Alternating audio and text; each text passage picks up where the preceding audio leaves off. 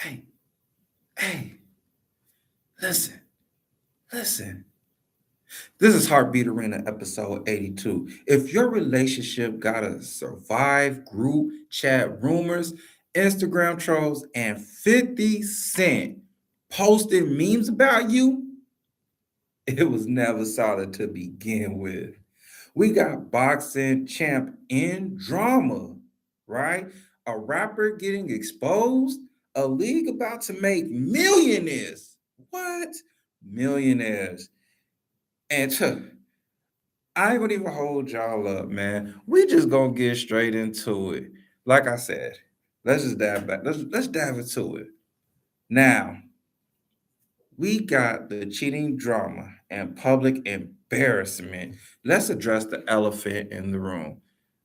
The internet is going crazy over Claressa Shields, Papoose, and 50 Cent.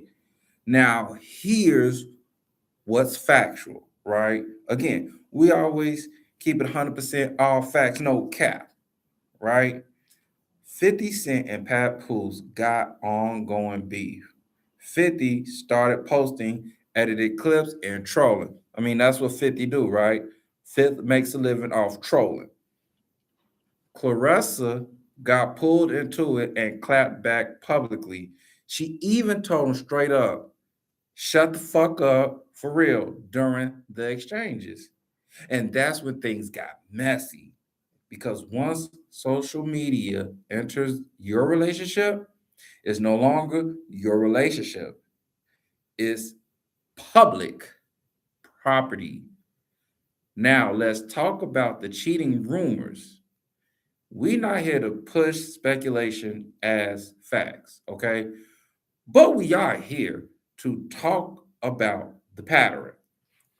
When drama, accusations, and outside voices keep entering your relationship, that means one thing: the foundation already is weak because solid relationships don't collapse from tweets. They collapse from cracks where, well, they collapse from cracks that were already there. Now, a lot of y'all think cheating is just physical. Nah, not even.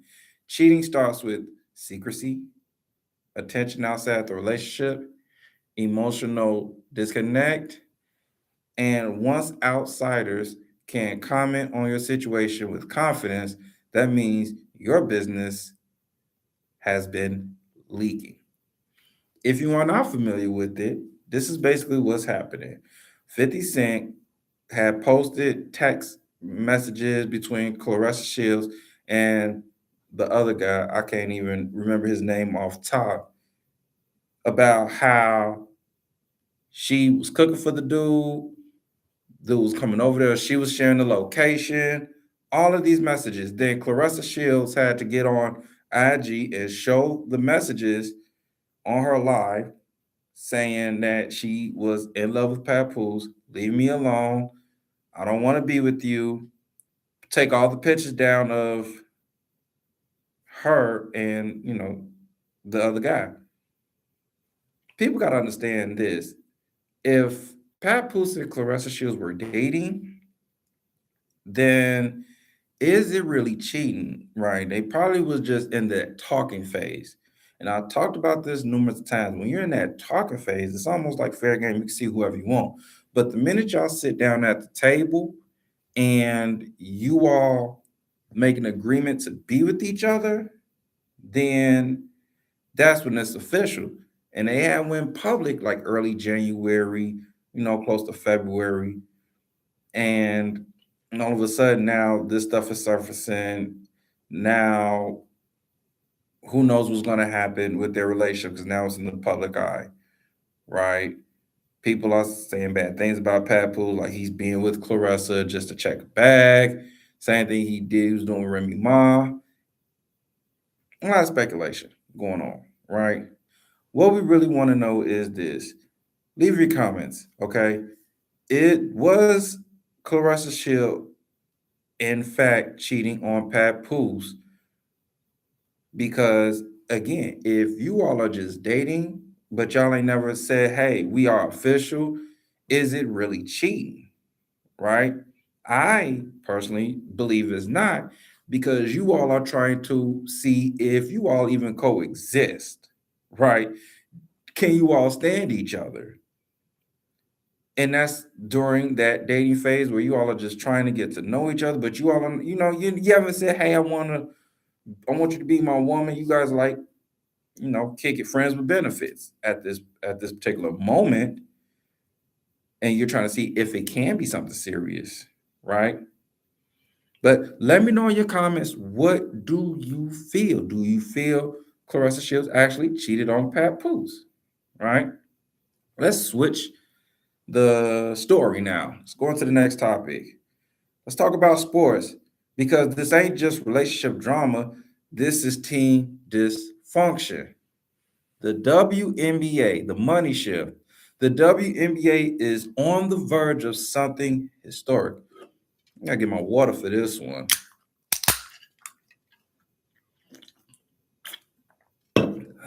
Something historic. Max salaries hitting $1 million plus, right?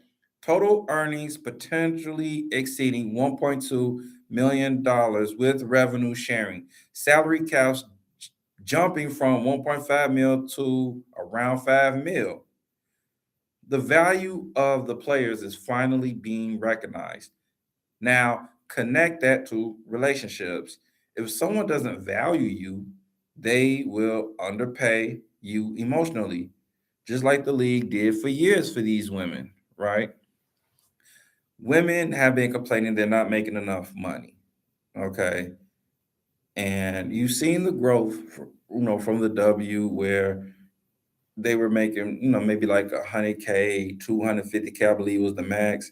Now these women are finally get to see 1 mil to 5 million as their max.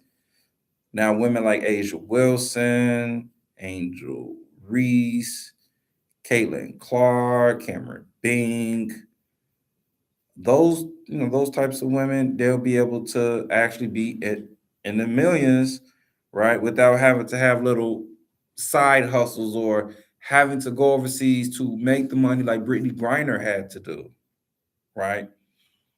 Some people say women's basketball is boring. I disagree. If you're a fan of the sport, then you love watching women's basketball because of the fact of the fundamentals, the skills. They're not athletic like dunking, but who knows? Maybe next couple of years you're gonna have some women over there dunking on each other. People are saying lower the rim so you can see more of that. I disagree with that. Don't disrespect the women like that. Let Keep it at the regulation. Just pay these women and keep it the way it is. I don't see nothing wrong, but just make it more sexier, right? That's what's going to make the WNBA pop when you bring more sexiness to the game, right? I'm telling you, viewership goes up. Hey, listen to me. Listen to me. Sexiness, okay? Let the women bring sexy back to the WNBA, right? Now, moving forward, we got Justin Fields. Pressure and expectations, right? Let's talk about the rumors and the predictions surrounding him.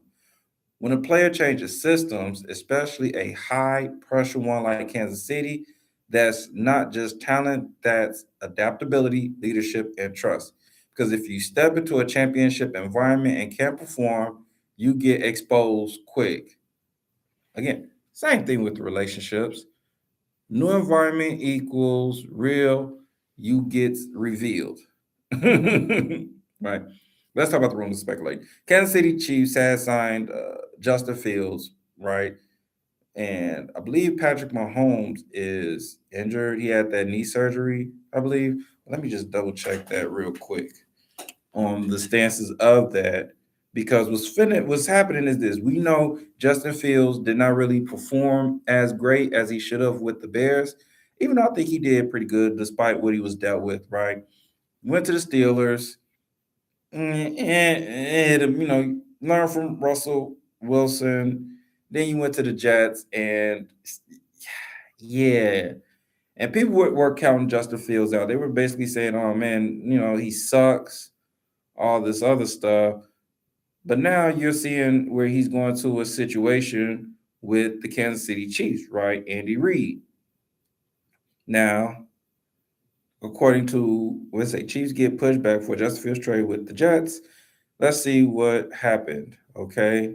I'm looking at it right now. All right.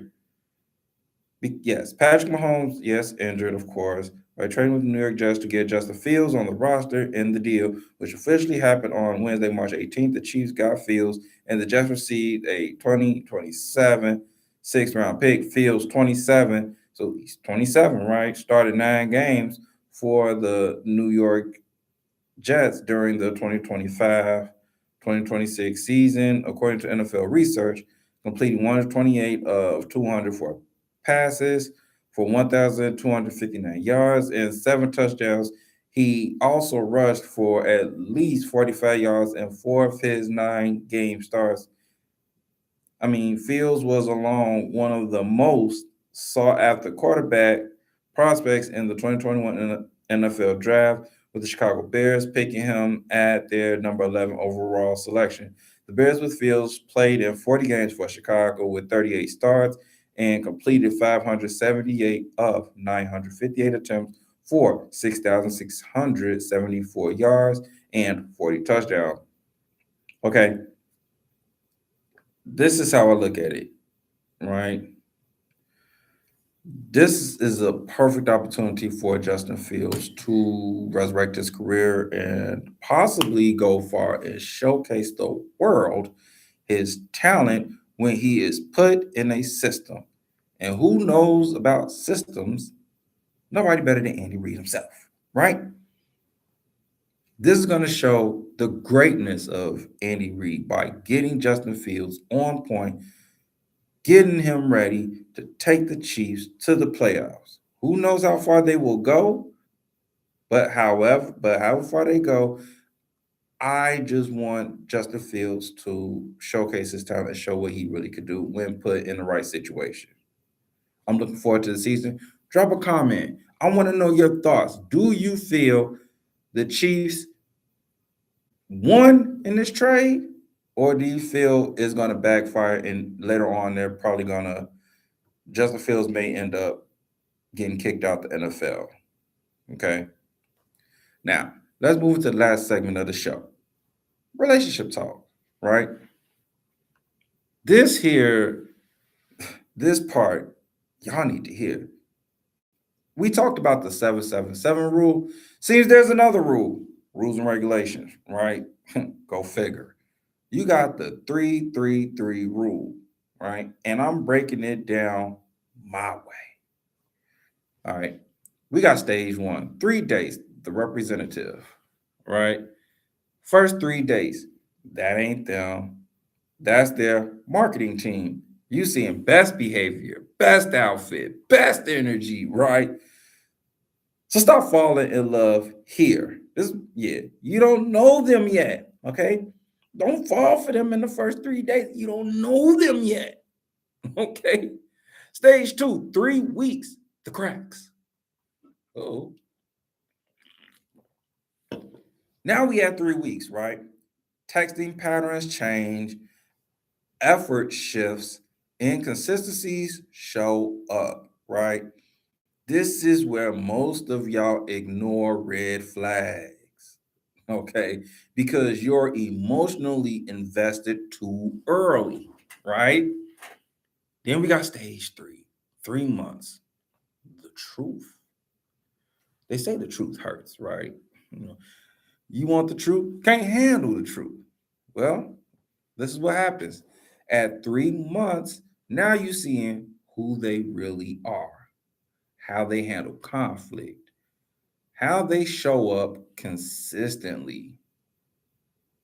This is where you decide, am I building or am I tolerating, right? These were one of this here. I always say, you within the first 3 months, you're gonna know if you want to be with the person or not, right? Because you don't already seen a pattern of behavior. You seen how they dress on a regular basis. By then you're seeing conflict, right? Now, in them first 3 months, if y'all ain't together, then y'all just bullshit. Let's just call it what it is. Y'all over there bullshit, right? Them 3 months is very crucial because you decide if you want to really be with this person and commit or not. Okay. And y'all tell me what y'all think about this rule, the 3-3-3 rule, 3 days, 3 weeks, 3 months, this type of ordeal. Let me know what you all think in the comments, right? Let me say this clearly, okay? A relationship should never feel like a scandal, a guessing game, or a public debate, right? Because once your love life feels like a headline, you already lost control of it. And again, comment on it. I need y'all to comment on this one. Have you ever ignored a red flag before 3 months and paid for it later? Be honest. And if you rocking with the content, of course, hit that subscribe, hit that like, and send this to somebody still dating off vibes instead of facts, right? This is Heartbeat Arena. It's your boy Trillionaire Chuck, where love is strategy, not luck. And remember, if they confuse you, they're not for you. I'm out.